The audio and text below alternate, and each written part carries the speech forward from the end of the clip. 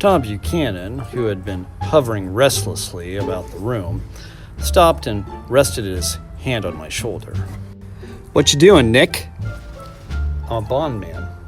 Who with? I told him. Never heard of him, he remarked decisively. This annoyed me. You will, I answered shortly. You will if you stay in the East. Oh, I'll stay in the East. Don't you worry, he said, glancing at Daisy and then back at me, as if he were alert for something more. I'd be a goddamn fool to live anywhere else. At this point, Miss Baker said, "Absolutely," with such suddenness that I started. It was the first word she had uttered since I came into the room. Evidently, it surprised her as much as it did me. For she yawned, and with a series of rapid, deft movements, stood up into the room. "I'm stiff," she complained. "I've been lying on that sofa for as long as I can remember." "Don't look at me," Daisy retorted. "I've been trying to get you to New York all afternoon." "No thanks," she said to the 4 cocktails just in from the pantry. "I'm absolutely in training." Her host looked at her incredulously. "You are?" He took down his drink as if it were a drop in the bottom of a glass. "How you ever get anything done is beyond me." I looked at Miss Baker, wondering what it was she got done. I enjoyed looking at her. She was a slender, small-breasted girl with an erect carriage, which she accentuated by throwing her body backward at the shoulders like a young cadet.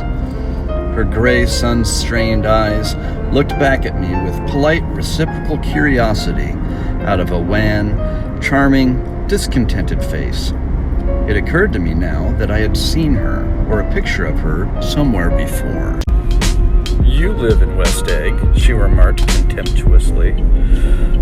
"I know somebody there." "I don't know a single." "You must know Gatsby." "Gatsby?" demanded Daisy. "What Gatsby?"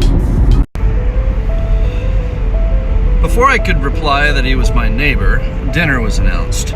Wedging his tense arm imperatively under mine, Tom Buchanan compelled me from the room as though he were moving a checker to another square.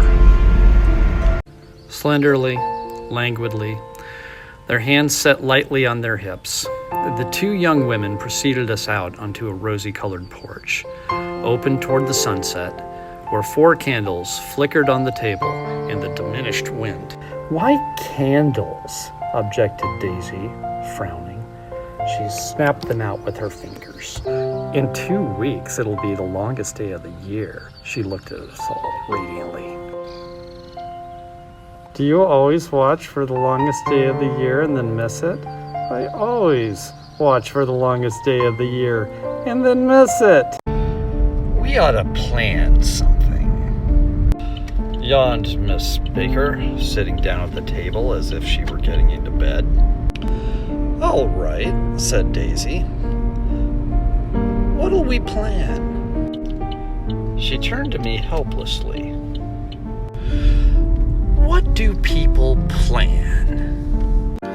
Before I could answer, her eyes fastened with an odd expression on her little finger.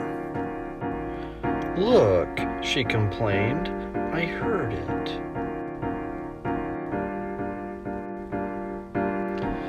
We all looked. The knuckle was black and blue. "You did it, Tom," she said accusingly. "That's what I get for marrying a brute of a man, a great big hulking physical specimen." "I hate that word, hulking," objected Tom crossly, "even in kidding."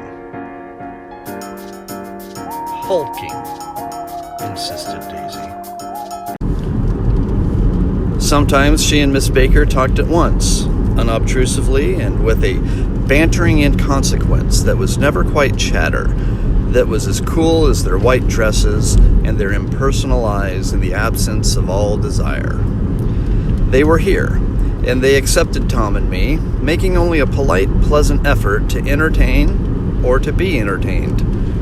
They knew that presently dinner would be over, and a little later that evening too would be over and casually put away. It was sharply different from the West, where an evening was hurried from phase to phase towards its close, in a continually disappointed anticipation, or else in sheer nervous dread of the moment itself.